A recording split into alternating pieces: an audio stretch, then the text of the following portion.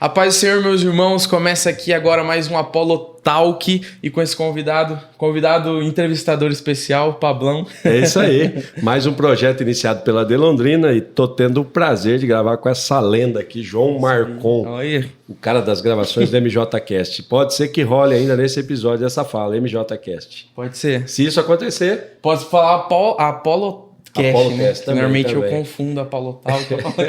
Se isso acontecer, não tem problema. Não tem problema. A gente tá no mesmo estúdio. Mesmo estúdio, tudo, mesma família. Fechou, então. Mesmo corpo. Alegria, mano. Tamo junto? Tamo junto. E vamos pra mais um episódio top. Bora lá, então. Quem tá aí hoje? Hoje a gente tá com uma pessoa muito especial. Eu vou falar toda a ficha técnica, manda aí. É longa, viu? Você é pesquisador. Vai dar umas 2 horas aqui e você fala o nome e aí a galera aplaude aqui para começar. Então, ele é evangelista, missionário com mais de 90 países abençoados, diretor da Missão Desafio, nascido em Tatuí, interior de São Paulo, casado com a Lô Ruama, os nomes é difícil, filho. Que isso? Casado com a Lô Ruama e pai de 2 filhas, a Blanche, tá certo?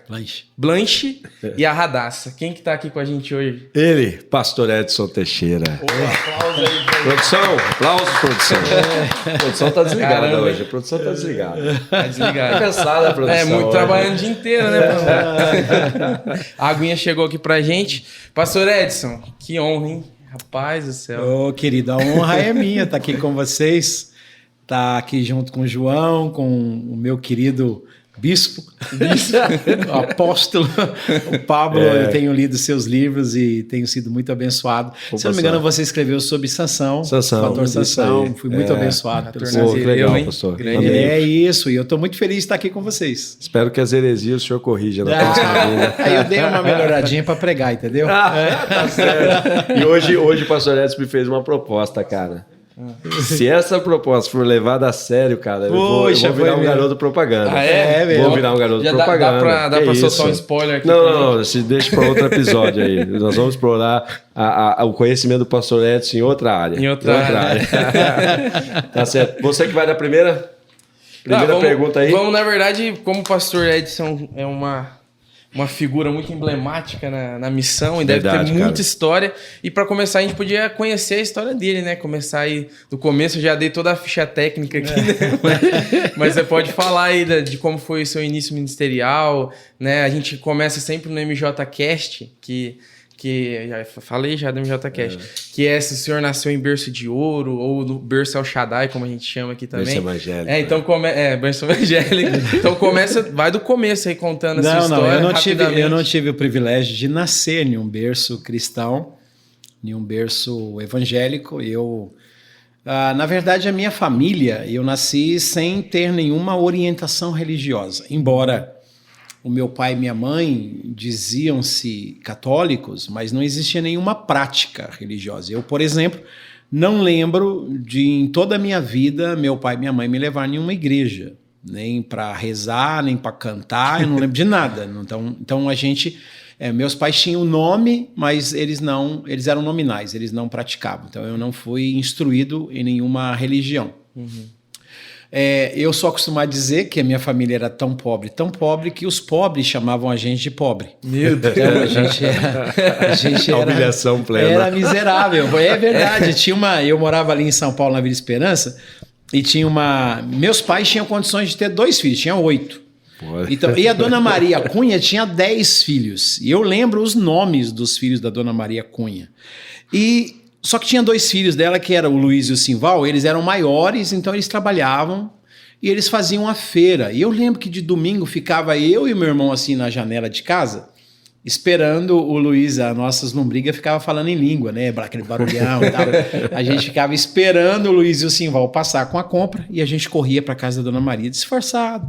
Muitas vezes, não foram poucas vezes. Eu lembro da Dona Maria... nos dá ou um prato de comida ou uma fruta dessas que os filhos levavam, e ela sempre olhava para uma filha dela chamada Roseli e uma outra chamada Nadir, que ficava assim bem pertinho da cozinha. Enquanto nos dava fruta, a gente sentava numa escadinha, eu e meu irmão, e ela dizia assim: tadinho, né? Eles são tão pobres. Então, eram os pobres me chamando de pobre, porque aquela família também era muito pobre, a gente vivia em uma invasão, as casas eram todas invadidas, né? É uma realidade muito presente em São Paulo, né, sim, para quem não conhece. Agora eu fiquei preocupado, porque eu tenho uns amigos gordos que me chamam de gordo. Então, quer dizer que o meu nível de gordo tá bem avançado mesmo. Então, eu não tive... Transcendeu. Eu não tive o privilégio de nascer em um lar cristão e muito menos em um lar... financeiramente próspero, né? Em um lar assim, e infelizmente também com um pai alcoólatra. Então, eu fui muito feliz na minha infância porque eu vivia muito fora de casa, entendeu? E dentro de casa era muita... Meu pai era muito violento, então eu vivia nas ruas. Por isso que eu não tive escola, vivia pendurado nos trens, vivia nas feiras, nas ruas de São Paulo. Então eu tenho assim a recordação fora da minha casa, eu tenho a recordação de um menino feliz que empinava pipa o tempo todo, que rodava peão, que brincava de esconde-esconde, mas que quando colocava os pés para dentro de casa era uma outra realidade, por causa de um pai alcoólatra e uma família muito desestruturada. Desse grupo de irmãos, o senhor é o primeiro, é o do meio, é o mais novo? Eu sou segundo. O segundo filho. Eduardo, Edson, Edgar, Emerson, Magdalena, Patrícia, José e Jaqueline. Nossa, gente. Nós somos 8, 5 homens e 3 meninas. E nenhuma TV. Nenhuma TV. Não, tinha. Na minha casa tinha 2. Ô, louco. Uma só funcionava o som e a outra só a imagem, entendeu? Tinha uma do lado da outra. E eu lembro ainda que... E o Fius achando que fazer sync de vídeo é algo... E você sabe que eu lembro que meu pai disse que agora a nossa televisão ia virar cores. Aí eu falei, nossa, que legal. Ele abriu uma sacola, tirou uma tela assim que uma parte era vermelha, outra parte era azul e outra parte era verde, amarela, assim. A nossa televisão ficou colorida assim. E eu lembro de ficar grudado na televisão, porque não tinha seletor para virar, então a gente virava com garfo. Toque, toque. E eu ficava grudado de choque naquele negócio, né? Aí meu pai ligava a televisão 9 da manhã, às 11 começava a aparecer a imagem, ficava aquele negócio, tinha que esquentar a bobina, a válvula. Sim. Então os meninos sofriam muito com isso. Então eu tinha televisão assim, meus pais... Era o desejo de cumprir o Gênesis sem saber. Exatamente. Mas, pastor Edson, a gente que já lhe ouviu, que convive, ainda que distante geograficamente, mas próximo, por conta da referência que o senhor se tornou, para nós, para a nossa igreja, a gente sabe parte do seu testemunho, que é muito impactante. Essa deformação mesmo, né? Na questão de comportamento, ela ocorre justamente em que momento? Quando o senhor percebe, poxa, agora aquele menino com as dificuldades, menino pobre, quando é que esse menino aí rompe esse processo da pobreza para se tornar esse cara difícil de lidar, essa pessoa com complicações e tal? Quando é que o senhor se percebe assim? Tá, eu lembro muito bem, o meu pai tinha alguns amigos que a gente diz que não eram flor que se cheiravam, né? Então ele tinha lá alguns amigos e um dia tinha um porão assim, uma vizinha tinha um porão, a vizinha de cima, da casa de cima tinha um porão. E às vezes eu entrava nesse porão. Tinha um senhor chamado Dionísio que morava lá e às vezes ele saía e eu entrava lá para brincar nesse porão. E um dia eu entrei lá e um desses amigos do meu pai estava lá. Tinha um próximo, tinha um clube chamado Sampaio Moreira, no Tatuapé, que eu comecei a treinar boxe. Eu era menininho, não queria ir para a escola, não aguentava mais ir para a escola, eu só ia para a escola para comer. Então eu não conseguia me concentrar. E aí eu falei, vou treinar boxe. Aí eu grudava no trem, varava a estação de trem na Vila Matilde, ia para lá. Mas só que eu era muito vacilão, eu vivia apanhando dos meninos lá e tal. Aí esse amigo do meu pai viu que eu tinha um par de luvas nesse porão, nesse dia que eu fui brincar no porão. Ele viu que eu tinha um par de luvas e falou, cara, eu tenho um bagulho para você usar, se você usar, passar uma mosca na sua frente, você pega, você vai ficar muito ágil, você vai ganhar tudo. E ele estava com uma revista na mão, de carro, alguma coisa assim, e ele abriu a revista, tinha um cigarro. Para mim era um cigarro de palha, mas na hora que ele acendeu, era um cigarro de maconha. Só que eu senti o cheiro e para minha infelicidade eu gostei do cheiro. Então, tem pessoas que sentem o cheiro de maconha e falam, nossa, que fedor, não sei o quê. Eu, infelizmente, senti o cheiro daquele cigarro e eu gostei do cheiro. E foi a primeira vez, eu não tinha 10 anos de idade ainda. Nossa, foi a primeira vez que esse amigo do meu pai, chamado Peninha, me deu um cigarro. E, infelizmente, eu escuto pessoas falar que quando fumou maconha a primeira vez, vomitou, e o mundo girava, e não sei o quê, sentiu mal. Eu, infelizmente, gostei. Então foi assim que comecei. Aí ele me dava algumas vezes, mas eu não podia falar para meu pai, para ninguém, até que ele mudou. Ele sumiu, desapareceu, e eu queria o negócio. Aí eu comecei a me tornar franelinha nas feiras, tomar conta de carro, com 10 anos para 11 anos, e foi ali que eu fui conhecendo esses garotos que também usavam, e foi aí que eu me envolvi. Então eu posso dizer para vocês que eu fumei maconha a primeira vez antes de 10 anos. Nossa. Gente, é uma criança com 10 anos de idade, né? Não tá nem desenvolvido ainda. Não, tem absolutamente nada. Mas eu não tinha 10 anos. E aí depois que eu me tornei viciado mesmo, que eu comecei a usar quase que diariamente, eu acho que uns 12 anos de idade, já como franelinha e fazendo carreto para as senhoras na feira, é que eu comecei a usar, uns 12 anos. E aí que eu desandei mesmo. Com 13 anos eu fui preso, um roubo de uma casa lá na Vila Carrão, em São Paulo, e depois com 15 anos eu fui para a FEBEM. Foi a primeira? FEBEM. Primeira vez, né? E a FEBEM, assim, é uma escola de marginal, né? Você entra lá, um garotinho viciado em maconha, você sai de lá, infelizmente, você sai com uma mentalidade destruída. Hoje o que é Fundação Casa, né? Fundação Casa. Para quem ouve a gente falar, eu sou do interior de São Paulo, sou da região de Limeira, então o FEBEM era um nome muito marcante para nós. Sim. O molequinho da FEBEM, o garoto da FEBEM é bandido. Ladrão, a gente tinha temor desse nome, quem vinha desse ambiente. Sim. Só de era ver, muito pesado. Só de ver a pessoa com o cabelo raspado, amigo, raspou o cabelo, você tava na FEBEM, o FEBEM, era isso mesmo. Verdade. E lá, assim... eu fiquei num lugar chamado, eu lembro até hoje, o T3. Eu tinha 15 anos, mas eu lembro. E era assim, o negócio era tão cheio de violência, tudo era criado para você ser violento. Inclusive os inspetores, eles sabiam que a gente tinha vontade de fumar e lá dentro não tinha cigarro. Então os inspetores separavam 10 meninos brancos com 10 meninos da cor negra e diziam assim, vocês vão jogar bola e o time que ganhar ganha um cigarro a cada um. Mas era muito sangue, era gente machucada. E às vezes, e isso aconteceu não algumas vezes, muitas vezes comigo. Ele me pegava, eu tinha 15 anos, ele pegava uma outra pessoa da pele escura, negra, com 15 anos e dizia, vocês dois vão se quebrar aqui na frente da gente. E se não se quebrar, 6 dias vocês vão ficar sem sair da cela. Então, sem tomar banho, sem comer, eu olhava pro cara, o cara olhava para mim e a gente se quebrava. E era assim que você ia ficando mais violento. Sim. Mas eles instigavam a gente a fazer isso, entendeu? Era a diversão deles. Sim. Essa saída sua desse processo, já encaminhando para a sua conversão, até porque a gente quer chegar naquilo que o senhor abordou aqui com a gente, que é chamado ministerial, sua vocação, essa saída da FEBEM, já se aproximando da maioridade, foram algumas vezes, a gente sabe disso, foram algumas vezes, quando é que esse processo torna para o senhor quase que irreversível, ou quando que esse processo na sua vida chega ao limite? Eu penso que são 2 pontos que se conectam, né? A hora que o senhor percebe não tem mais jeito, e a hora que você fala, puxa, a minha saída é só essa. Quando é que esse processo ocorre assim? Então, eu conheci um rapaz chamado... O nome dele era Pedro, mas o apelido dele era Pardal.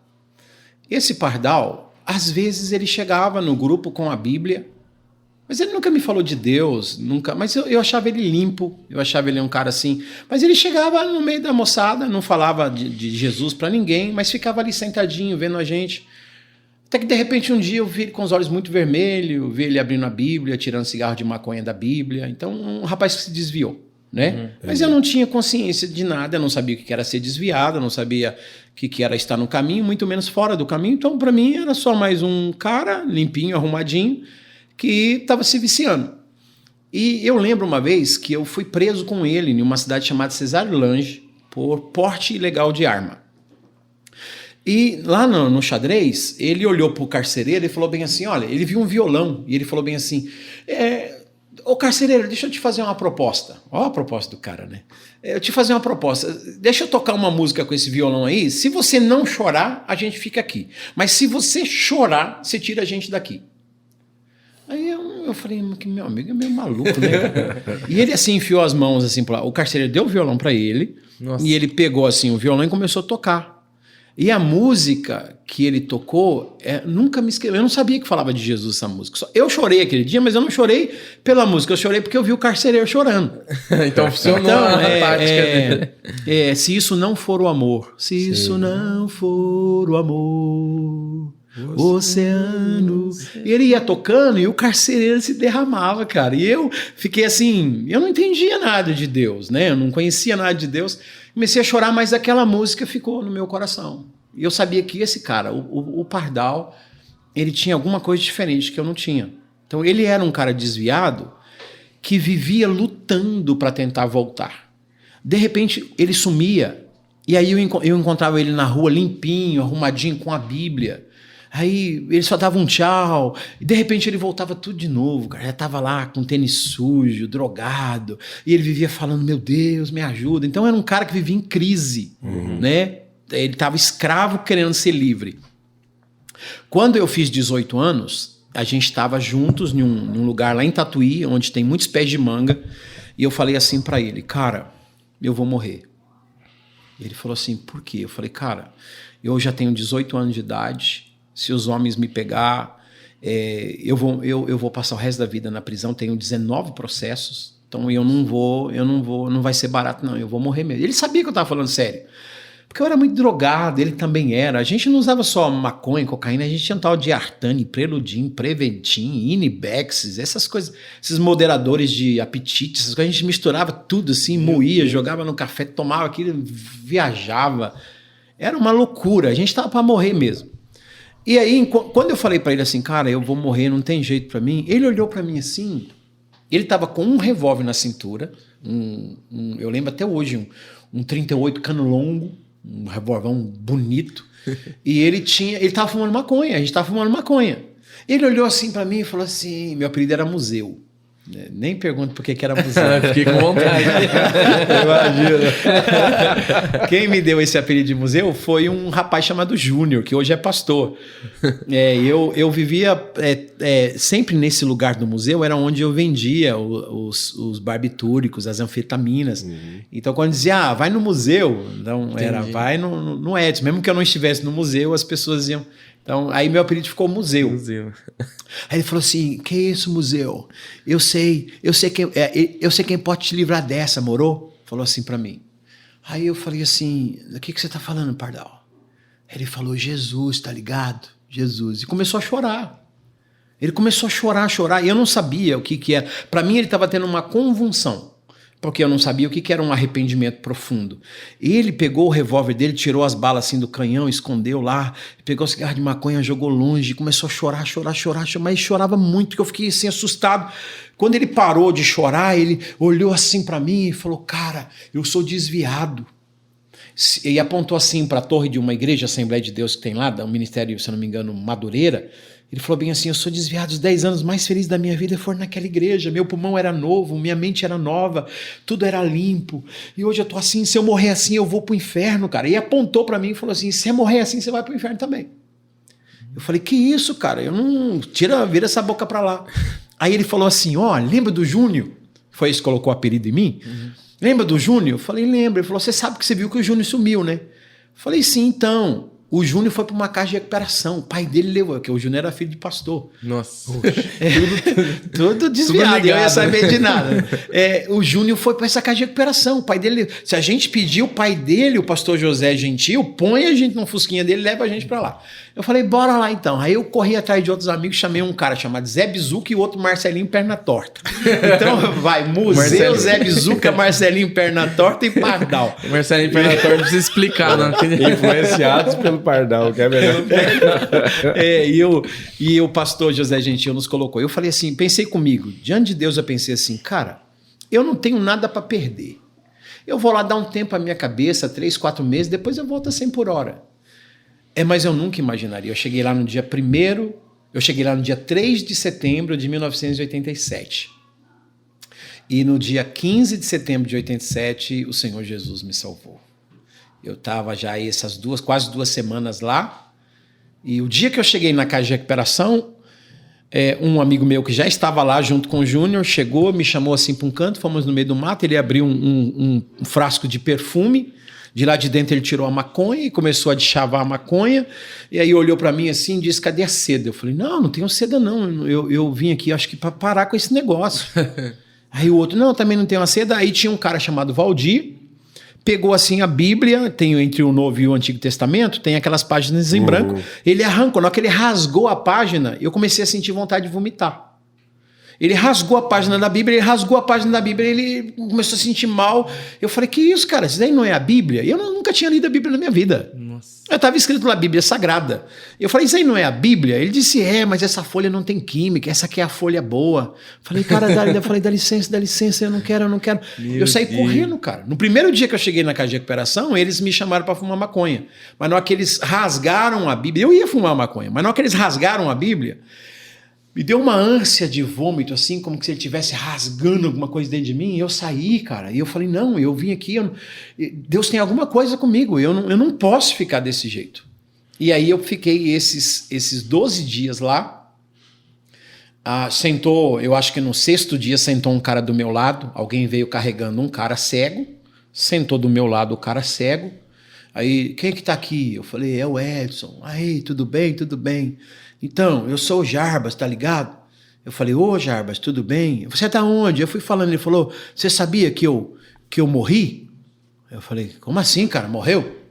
Ele falou, eu morri, cara. Ele falou, por isso que eu sou cego. Eu falei, é mesmo? Ele falou, você consegue? Desabotou aqui. Pegou e desabotei a camisa dele. Ele abriu assim, tinha 2 buracos enormes. Assim. Ele falou, então, cara, eu levei 12 tiros. Só que na minha cara foram 5 tiros. Olha aqui, foi mostrando. Isso aqui foi bala dum-dum, não tinha globo ocular.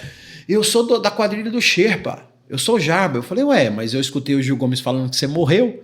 E ele falou, então, eu morri. Nossa. Morri mesmo, mas a minha mãe era crente. E a minha mãe orou por mim, eu ressuscitei lá no necrotério. Cara, quando ele falou isso, eu lembrei eu ouvia o Afanásio Jazade falar do Jarbas, da quadrilha do Shepa. E agora o cara tava ali, cheio de uma pela. Ele foi da Assembleia de Deus muitos anos, ou é da Assembleia de Deus ainda. Contava o testemunho. Jarbas de Almeida Filho, o nome dele. E aí ele falou assim pra mim, cara, não tenho ninguém para ler a Bíblia pra mim aqui, você pode ler? Só que eu parei em Levíticos 10. E eu ia achar Levíticos 10. Aí ele viu que eu não estava achando, você pega o primeiro livro, é Gênesis, o segundo é Êxodo, o terceiro é Levítico, capítulo 10. Aí todo dia pela manhã eu comecei a ler a Bíblia pro Jarbas, que era cego.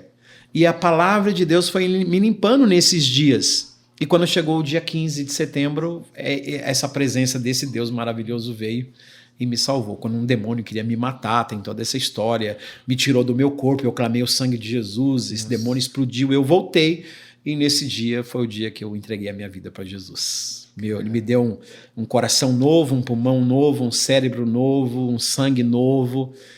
E esse meu amigo Pedrinho, que foi lá comigo, Pedrinho, Zé Bisuca e o Marcelinho Perna Torta. 3 dias depois, Marcelinho e Zé Bisuca foram embora.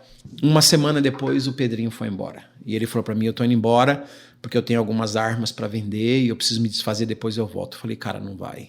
Você não vai voltar.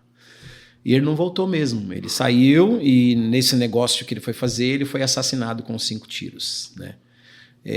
Eu conheço e conversei com a enfermeira que o atendeu. Ele levou 5 tiros no corpo dele, bala 22, por isso que ele não morreu na hora. E a enfermeira diz que ele morreu de joelhos no hospital, pedindo perdão para Deus por ter desperdiçado a juventude dele. Então, se o que essa enfermeira me disse é verdade, eu vou encontrar a pessoa que me ganhou para Jesus lá na eternidade. Amém. A gente crê nisso. Então, história, hein? Um cara desviado foi o que me ganhou para Jesus. Foi ele que me ganhou para Jesus. E eu acredito que ele tem um papel muito importante, como ele e você, né? Na nossa sociedade hoje, é uma pessoa que é tão influente com essa missão que você leva. E a gente gostaria de saber como começou isso, né? Porque conhecer Jesus é uma coisa. Agora, o chamado ministerial, ele é outro campo, né? É algo novo que acontece no novo convertido. E como começou isso e por que missão isso te chamou? Tá, cara, é meio maluca a minha história, sabe? Porque eu tava no meio de 70 malucos, né? Tudo ex-viciado, ex-drogado, fugido de polícia e tal. E o meu foi assim, eu me converti dia 15 de setembro de 1987 e na casa de recuperação Lá é assim, dia 10 lê Provérbios 10, dia 11 Provérbios 12, é assim, sucessivamente, cada dia. Então eu sei que era o dia 6 de outubro de 1987, porque o Provérbios que foi lido naquela manhã foi o Provérbios de número 6.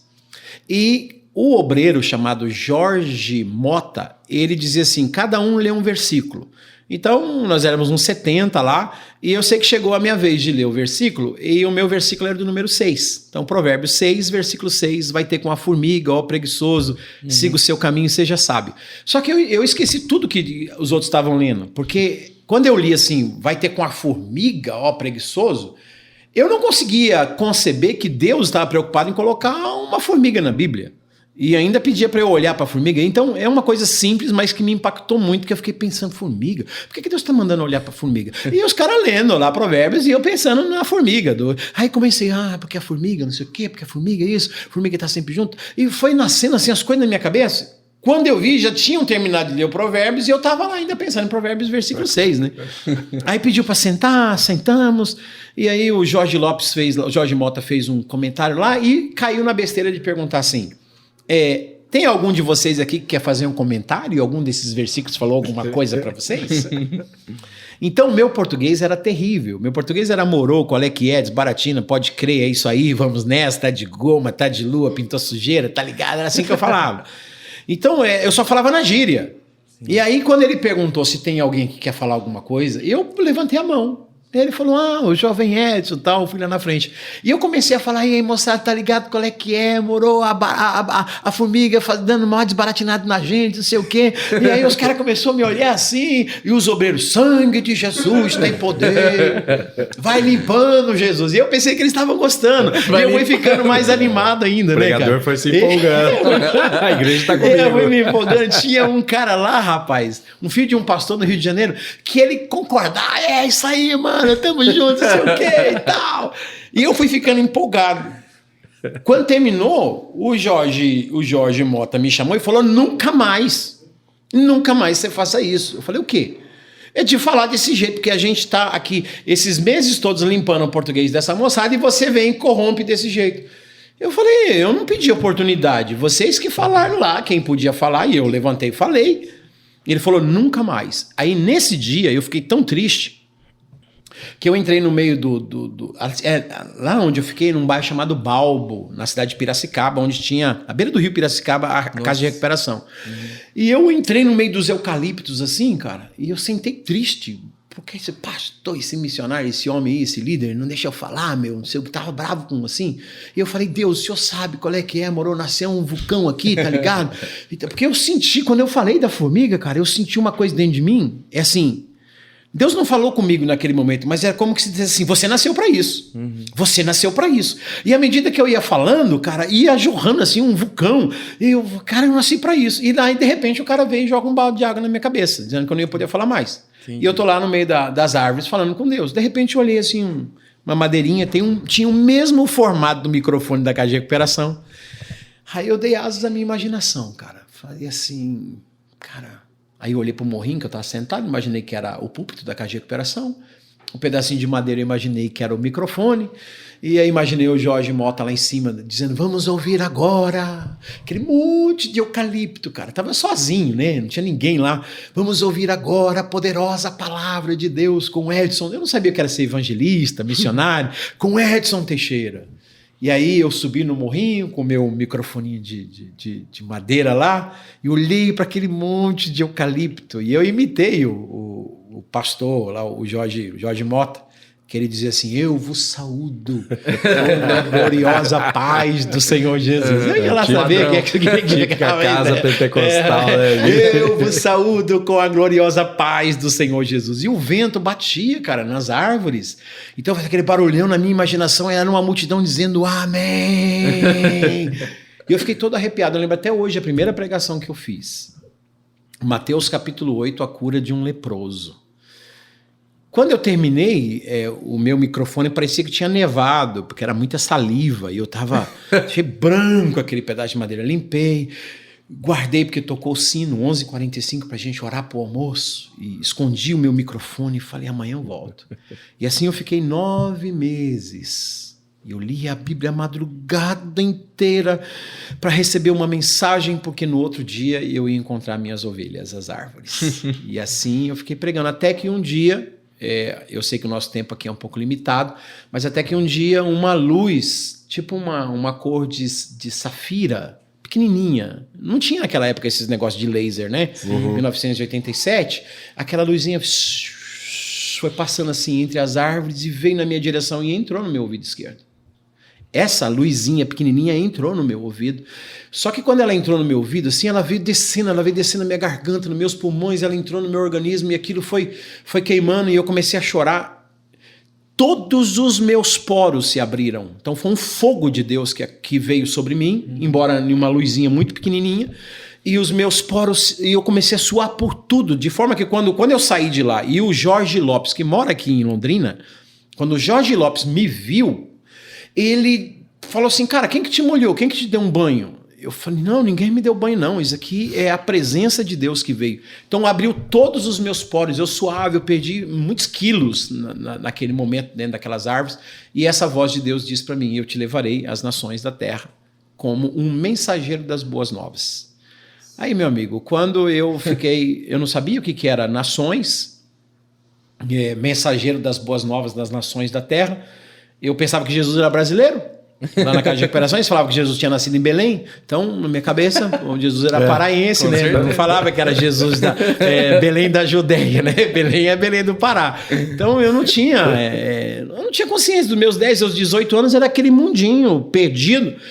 De repente eu comecei a ler a Bíblia e a minha mente foi abrindo e eu fui tendo essa palavra de sabedoria e eu sonhava e os obreiros foram vendo também como que eu estava crescendo e começaram a me dar oportunidades. Aí eu pregava para as árvores e às vezes eu pregava para os rapazes na casa de recuperação. E foi aí, eu não vi mais a possibilidade de ser qualquer outra coisa a não ser um missionário, um pregador do evangelho, porque eu senti que eu nasci para isso.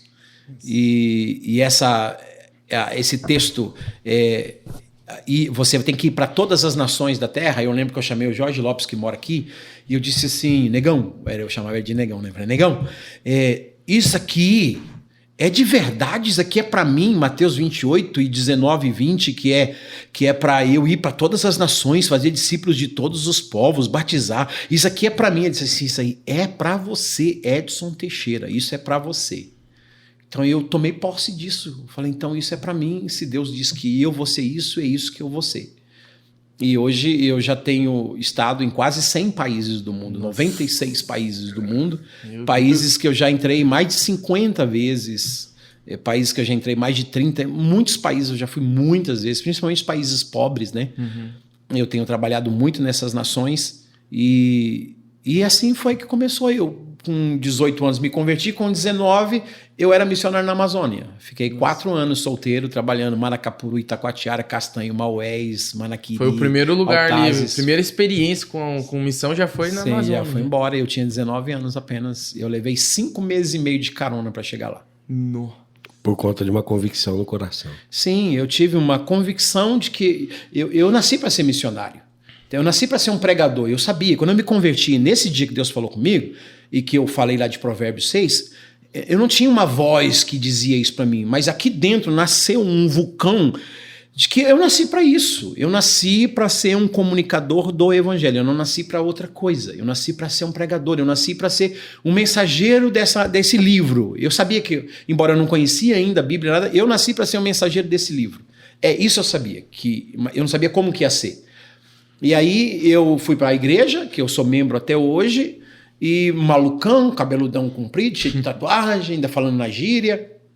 E eu tive um sonho que eu estava dentro de um navio indo para o Amazonas. E o pastor, eu falei, pastor, eu acho que eu vou ser missionário no Amazonas, que eu tive um sonho para ir para o Amazonas. Ele falou, tá bom, pode ir.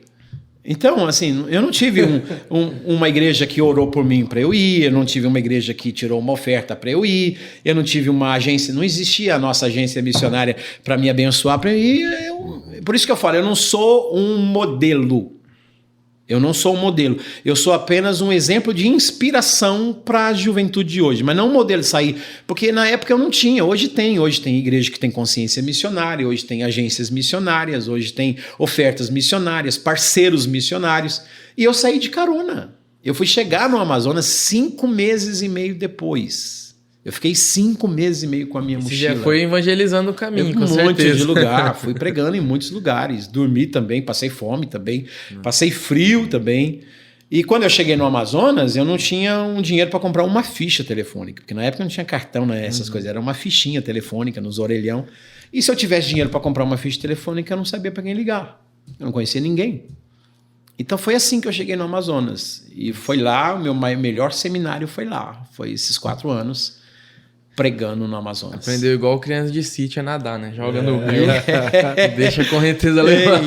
Aí eu descobri que eu era missionário de verdade no Amazonas. Um grupo da Jocum encontrou comigo, eu pregando em uma praça para os drogados, e aí o grupo da Jocum passou e viu que eu estava evangelizando os drogados, e falou, a gente pode cantar um louvor aqui, uma missionária venezuelana chamada Coromoto, lembra até hoje, um Júlio chileno, que eram líderes da Jocum no Amazonas. E aí, posso cantar um louvor aqui? Pode cantar. E eu preguei, eles cantaram, fizeram apelo, as pessoas disseram, Jesus. Aí ela olhou para mim assim e falou assim, quem que são seus mantenedores? Eu falei, o que é isso, mantenedores? Ela falou assim, não, quem que manda dinheiro para você se manter aqui? Eu falei, mas tem esse negócio de mandar dinheiro? Como assim mandar dinheiro? Não, quem que é a igreja que te patrocina? Eu falei, não tem nenhuma igreja não.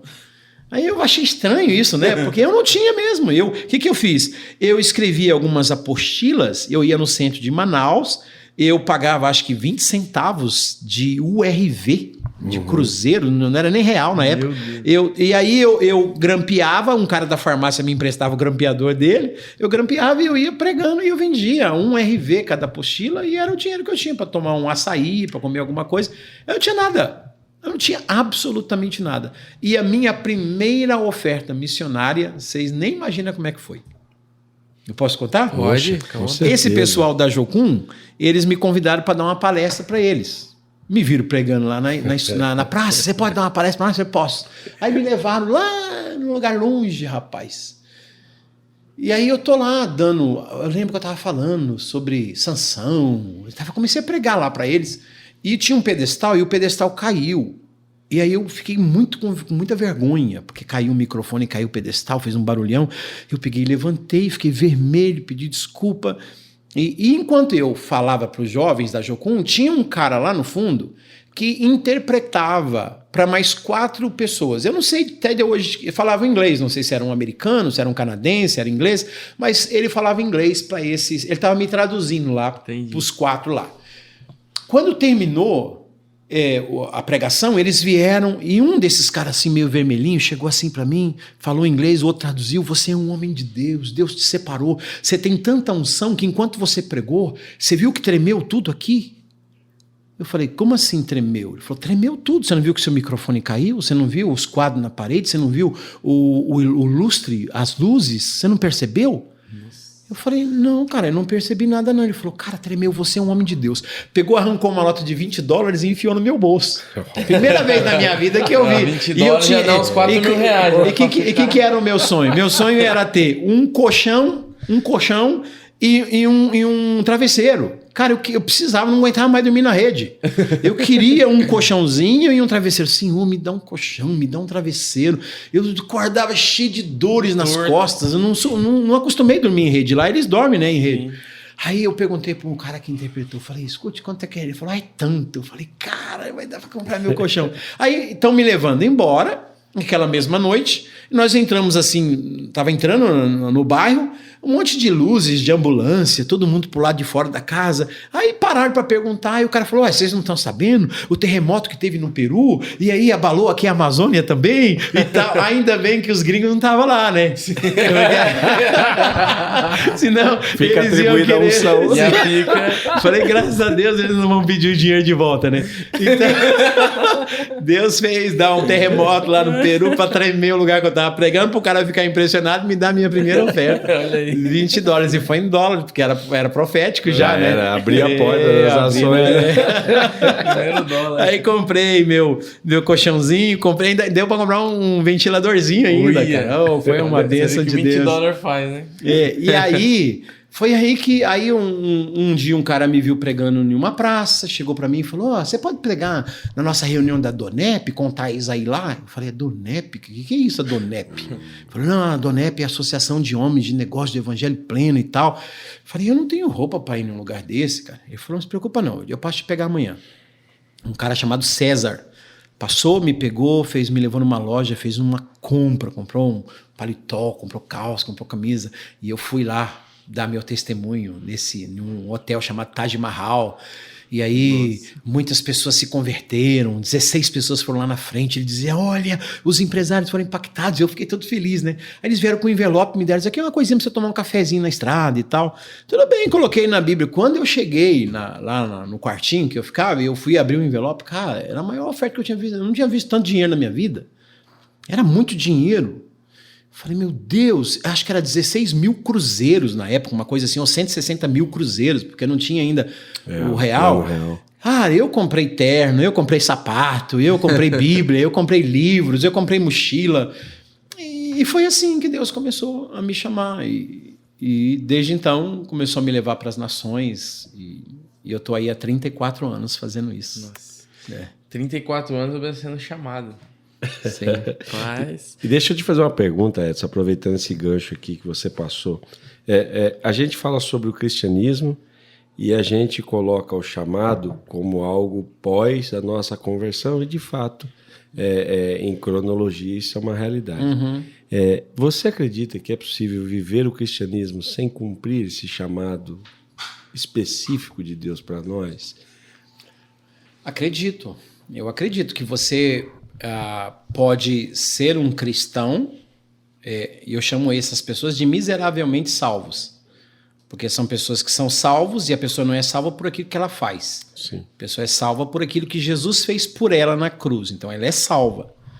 Mas ela é uma pessoa miseravelmente salva porque ela não vai desenvolver o seu chamado missionário. Ela pode se envolver com as coisas dessa vida, ela pode negligenciar. O próprio Paulo fala: eu não quero que você negligencie o dom que está em você. A Bíblia vai falar de pessoas que têm um chamado: quero que vocês me separem a Saulo e a Barnabé para a obra que eu os tenho chamado. E, infelizmente, tem muitas pessoas que se envolvem, conforme diz Paulo, o bom soldado alistado para a batalha, e ele não se envolve com as coisas dessa vida a fim de agradar aquele que o arregimentou para a guerra. Então, existe a possibilidade, sim, de você ser salvo e de você, por negligência, de você, por procrastinação, de você, por medo, não desenvolver o seu chamado. Então, mas felizes são aqueles que são salvos e que entende que eu fui salvo para... Existe um propósito, e esse propósito não é: eu não fui salvo para ir morar no céu. Porque se assim fosse, no dia da minha salvação, Jesus já me levaria para o céu. Então, eu fui salvo porque Deus tem um projeto para a minha vida enquanto aqui na Terra. E isso é um chamado ministerial, seja como professor, seja como missionário, seja como pastor, seja como advogado, seja o que for, você vai exercer o ministério que Deus te deu. Mas, infelizmente, a gente sabe que tem pessoas que negligenciam isso. Infelizmente. Enterram o seu talento, né? O pastor, para quem não sabe, veio falar sobre o chamado. O seu tema é fidelidade ao chamado, né? Para quem não sabe, é até bom passar, a gente tá gravando na IBL. Na IBL, 2023. Isso. 2023, E que escola maravilhosa, hein? Deus tem sido bom. A estrutura é maravilhosa. O Espírito de Deus está se movendo de uma forma extraordinária. Só interrompendo, Gordinho, já... Falando então sobre o chamado ministerial, a gente quer saber de você quais são as abdicações para o chamado missionário que você tem que ter na sua vida, né? Porque eu acredito que o missionário seja o que mais tem que abrir mão das coisas, seria do missionário. Você me permite fazer um adendo aí, pastor Edson? Você acredita no chamado para um missionário específico? Então, quais as renúncias que um missionário faz? Mas todo crente, ele pode ser visto como missionário, eu não tenho dúvida disso. Uhum. Mas aquele missionário específico, o cara que tem o seu viés de chamado, eu acho que essa renúncia que ele falou cabe a esse ponto. Todos nós temos uma missão, podemos ser missionários. Sim, claro. Mas você vê esse missionário específico, você vê esse cara dentro daqueles dons ministeriais, como esse apóstolo, esse cara que é enviado. Você percebe assim, Edson? Sim. Como é que você define, você que vivencia isso? Não, eu percebo. Eu sei que todo cristão, mesmo que ele nunca cruze uma fronteira, que ele nunca vá para uma viagem missionária, todo cristão, a pessoa que nasceu de novo, ela é sal da terra e ela é luz do mundo. Então, todo cristão é uma testemunha de Jesus. Todo cristão é um missionário.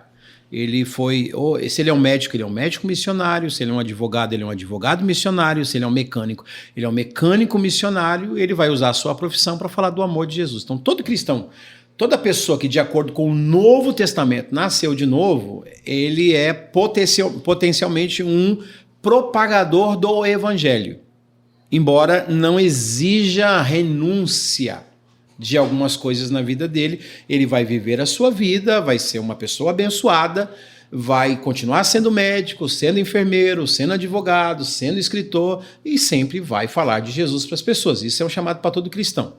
Mas baseado no Novo Testamento, a gente sabe que existem pessoas que são chamadas especificamente para viver tempo integral, que é o caso do apóstolo Paulo, do Barnabé. Eles estão servindo a igreja em Antioquia, estão orando, estão jejuando, estão em uma igreja local, só que o Espírito Santo diz para a liderança: eu quero que vocês me separem, a Paulo e a Barnabé, para a obra que eu os tenho chamado. Então é um chamado específico para viver especificamente para aquele chamado de pregador do evangelho. Você sabe que, a princípio, Paulo, ele ainda sai fazendo essas missões, mas ele é um fazedor de tenda, né? Então, Paulo pregava nas cidades que ainda não tinham igrejas estabelecidas, não tinha nada, então ele tinha por ofício fazer tenda. Até Atos 18, versículo 3. Aí Atos 18, versículo 4 diz assim, que quando vieram os irmãos de fora com recursos para abençoar Paulo, então, abandonando o ofício de fazer tenda, dedicou-se exclusivamente ao ministério da palavra. Então, é um chamado integral, completo. Então, esse é, no caso, o meu chamado e o chamado de muitos outros que eu conheço, que baseado também em Efésios, capítulo 4. Tem uns para apóstolos, outros para profetas, outros para evangelistas, outros para pastores e outros para serem mestres. São chamados específicos, tem sim. Todos os cristãos têm um chamado geral. Todo mundo é testemunha de Jesus, mas entre eles existe alguns que Deus escolhe para enviá-los, para serem, a palavra enviado, um apóstolo, né? Isso. Serem enviados como apóstolos às nações, às cidades, aos estados, aos países, para implantarem igrejas e pregarem o reino de Deus. Para ser bem objetivo, a gente pode ter a sua experiência pessoal, ela não é uma doutrina bíblica, a gente sabe disso, mas dentro da Bíblia Sagrada nós temos uma renúncia a ser feita ou algumas renúncias a serem feitas. Você consegue pensar bem nisso? Biblicamente, qual é uma renúncia que você diria que é necessário ser feita? E dentro da sua experiência, tem alguma coisa que você renunciou que hoje você olha e fala, cara, isso para mim não pode, isso para mim não foi possível, isso eu tive que abrir mão. Pode não ser uma doutrina para um outro missionário que esteja nos acompanhando, sim. Mas vai ser a sua referência. Você lembra disso? Eu não sou assim muito modelo para as pessoas, né? Por exemplo, esses dias eu fui pregar com 3 caras aí, famosíssimos no Brasil. Aí um deles, aí colocou lá, pastor fulano de tal, aí tudo lá, PhD, não sei o quê, e eu só olhando para aquilo, falei, meu Deus do céu, o que vão falar de mim ali? Aí esse pastor de Minas Gerais falou, não, eu era gerente de uma rede de bancos e tal, e aí Deus me chamou para o ministério, então eu abandonei essa gerência desses bancos para me dedicar ao ministério, por isso hoje, olha o que Deus está fazendo e tal. Falei, que coisa linda. Aí foi o outro lá, não, eu sempre fui psicólogo, tinha minha clínica, tinha meu consultório e tal, mas aí Deus me chamou para o ministério de itinerante, não sei o que e tal, aí eu renunciei e eu fiquei só pensando, meu Deus, o que eu vou falar? Aí o outro aqui de Londrina, não, porque eu era gerente de uma rede de supermercados, tal, e eu gerenciava esses supermercados, e aí Deus me chamou e eu renunciei a esses supermercados, a gerência, para me dedicar ao ministério, e olha o que Deus está fazendo e tal. E aí chegou a minha vez, né? Eu falei, irmãos, eu não renunciei nada, não. A única coisa que eu renunciei foi uma vida de pecado, e eu só consegui porque aquele que me chamou me deu graça para poder fazer isso, né? Então, agora eu lembro de uma história na Casa de Recuperação, e eu acredito que pode ajudar alguém. Na Casa de Recuperação, esse filho do pastor, o que eu falei que é o Júnior, que estava lá, tinha o Júnior, tinha o Valdir, e tinha um outro lá chamado Oséias. Eu sei que Oséias e o Júnior eram filhos de pastores, isso eu sei. O outro, eu não sei se era filho de pastor. E aí eles viviam falando lá dentro, não, porque eu quero ser missionário, quando eu sair daqui eu vou ser missionário, porque ser missionário...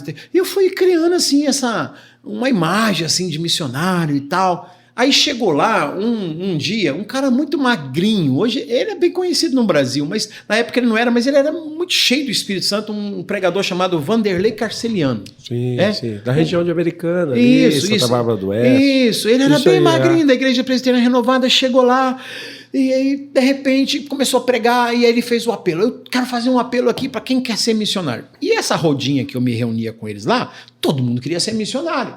Eu falei, claro, vai todo mundo para frente. Falei, eu vou. Peguei e fui na frente, mas assim, aguardando, senti perto de mim os corpos chegarem perto, né? o Valdir, o Oséias, o Júnior, o Birajara, aqueles camaradas todos lá que diziam que queriam ser missionários, e eu olhei para trás e não veio ninguém, cara. Eu olhei assim, eles lá assim, o cara fechado, e o pastor Vanderlei, não, gente, quem quer entregar sua vida para ser missionário? É só esse aqui, é só esse jovem. E eu lá prostrado pensei, meu Deus, será que meus amigos não estão entendendo o que está acontecendo?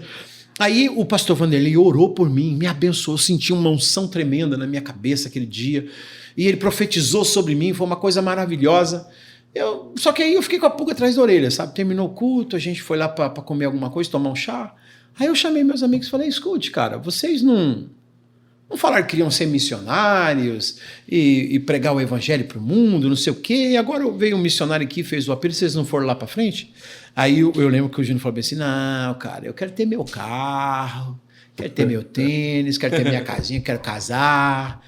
Aí o Oséias falou, então, eu também quero ter meus negócios, não sei o quê, porque eu quero ter meu emprego, quero ter meu dinheiro, quero ter minha casa, quero ter meu carro, e começaram essas conversas. Aí eu falei bem assim, e se eu for missionário não vou poder ter essas coisas? Eles falaram, não. Não, missionário não tem. Essa era a visão que eles tinham, né? Missionário não tem nada disso. Cara do céu. Eu falei, o que eu fiz da minha vida? Meu Deus do céu. Aquela noite eu fui orar. Eu fui orar aquela noite. E eu não estava em nenhum templo, eu estava assim, lá a gente tinha um lugar ar livre, pra você ficar vendo as estrelas. Eu lembro que eu chorei muito aquela noite. E eu falei, Deus, eu quero que o Senhor saiba que eu ouvi o que eles falaram, que eu não vou ter carro, que eu não vou ter casa, que eu não vou ter meus negócios, que eu não vou ter meu dinheiro, que missionário não tem essas coisas. E eu quero que o Senhor saiba que eu não me arrependo da minha decisão. Então, eu sei que eu nasci para esse livro aqui, ó. Eu nasci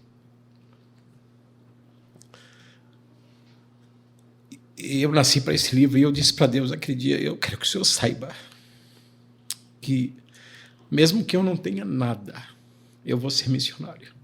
Eu vou ser um pregador da tua palavra. E esses 34 anos se passaram.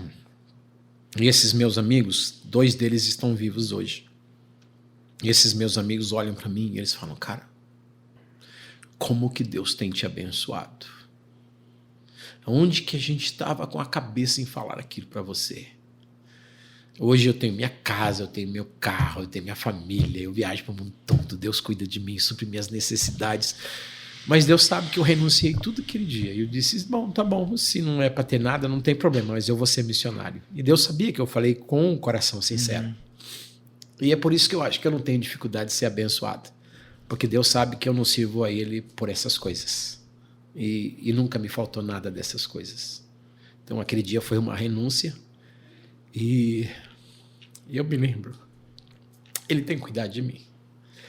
Deus é exagerado em me abençoar. Eu só olho para isso e falo, Deus, o Senhor é exagerado.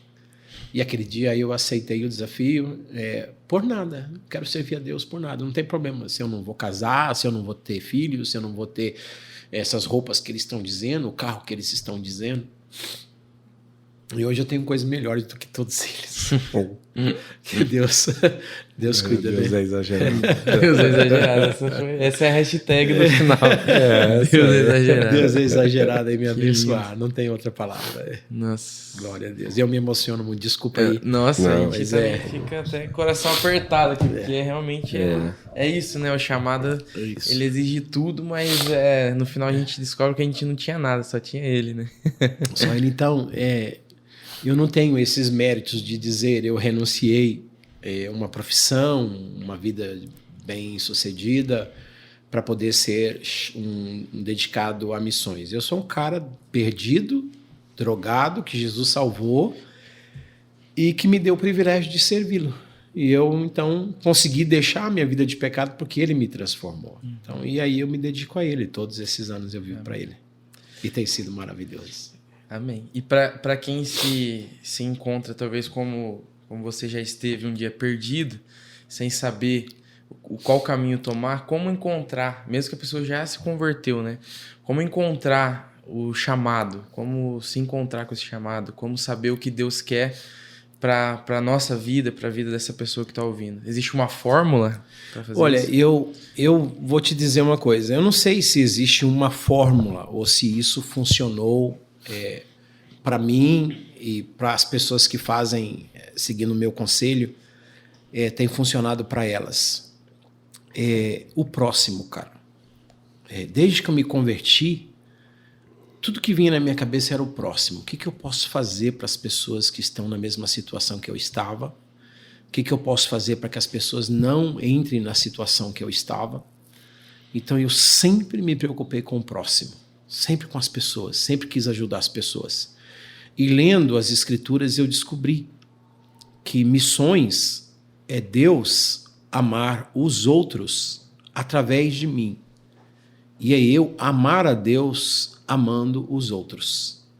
Então, tive fome, tive sede, estava perdido, preso, e vocês foram me visitar. Então, isso é missões. Eu amo a Deus no próximo. E Deus ama o próximo através de mim. É essa conexão. Então, quando você parar de ficar pensando só em você e você pensar no outro, o que eu posso fazer para o outro? O que Deus pode... Sabe, eu quero ter um ouvido para ouvir os outros, eu quero ter uma boca para que Deus use para falar para os outros, eu quero que Deus use as minhas mãos. Quando você começar a viver para o próximo, para o outro, cara, a sua vida ganha um significado... Eu acho que esse é o primeiro passo, quando você tirar os olhos de você e dizer assim, eu vou abençoar os outros. Não importa, às vezes com um sorriso, com um abraço, uma visita, uma oração, uma entrada em um hospital, um doce que você dá, um lanche que você paga, alguma coisa vai começar a criar dentro de você um vulcão que vai te levar para o seu chamado. Mas é quando você tirar os olhos de você e colocar no outro, então você vai experimentar isso. Pelo menos essa é a minha experiência. Sobre ser ministro, né? No ministério. É um dispenseiro, né? Um dispenseiro. É um dispenseiro. Sim. A gente está caminhando para o final. Nós temos aqui no tempo que a gente acordou contigo, e desde já, mais uma vez, obrigado, pastor Edson. A gente tem, na verdade, 3 minutos. Dentro desse cenário evangélico brasileiro, você percebe não a Igreja de Cristo Jesus, mas a estrutura evangelical, com as suas denominações, ela um pouco mais distante dessa missão que a nós foi confiada.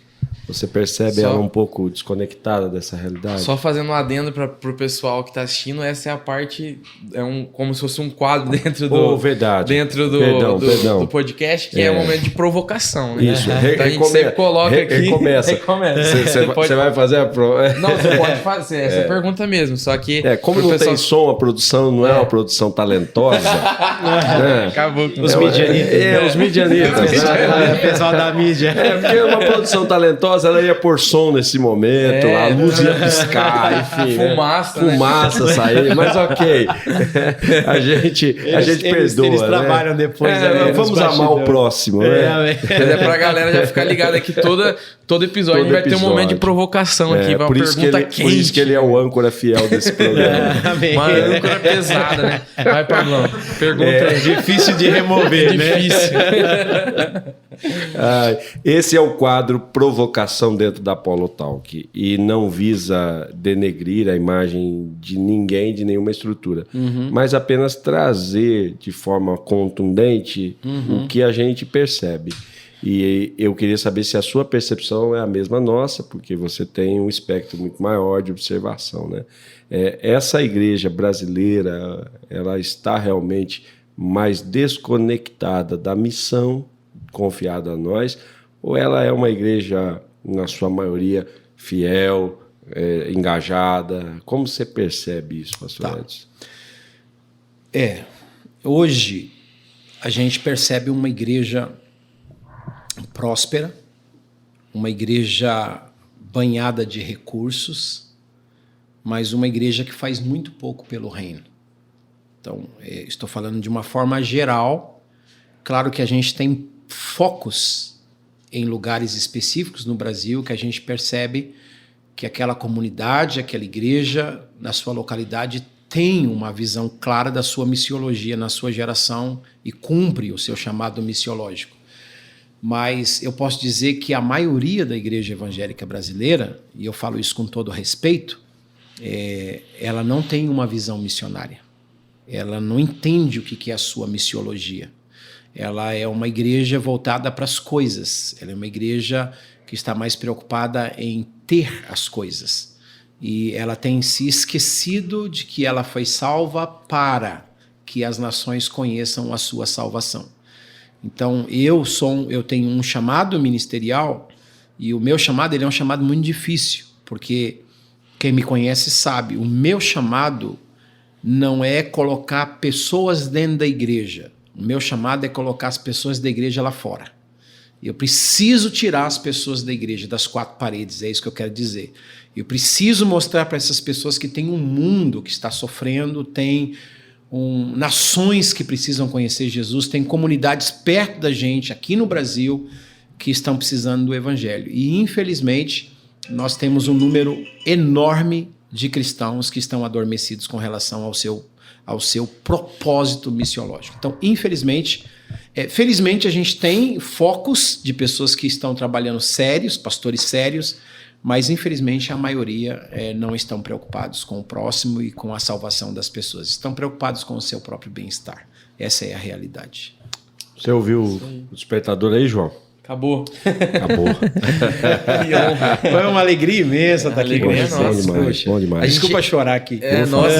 Foi sensacional conhecer melhor, né, a sua vida, as suas experiências. A gente sempre abre perguntas para o público, mas hoje, com o tempo reduzido, a gente vai deixar já para finalizar, que o pastor tem que viajar novamente, né? Amém. Acredito que o cara que mais andou de avião no Brasil deve ser ele. Ou os caras que pilotaram avião para ele.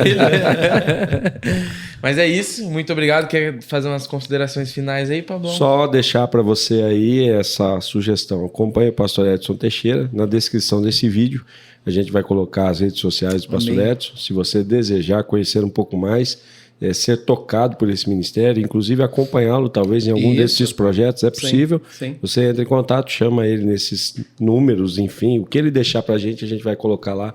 Então você participa, porque é fenomenal, fenomenal. Sem palavras, né? Sem palavras. E daí, para deixar, vai ficar gravado aí, eternamente, em berço esplêndido, né? Se você quiser passar uma mensagem para o pessoal aí, para finalizar. Vai copiar? Quem voltar daqui?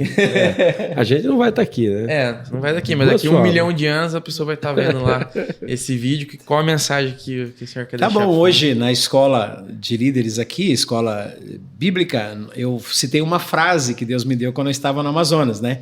Quando Deus disse a Abraão, eu te abençoarei, você será um abençoado, e através de você eu vou abençoar as nações da terra. Baseado em Gálatas 3, versículo 8, esse é o chamado para o anúncio das boas novas. Deus pré-anunciou o evangelho a Abraão lá no Antigo Testamento. Então é um chamado da igreja para ser uma bênção, para ser uma abençoadora, para que as nações da terra sejam abençoadas. E a frase que Deus me deu é: se você abençoar um abençoado de Deus em sua abençoada missão de abençoar, a abençoada consequência é que você será abençoado pelo próprio abençoador que abençoa o abençoado que você abençoa.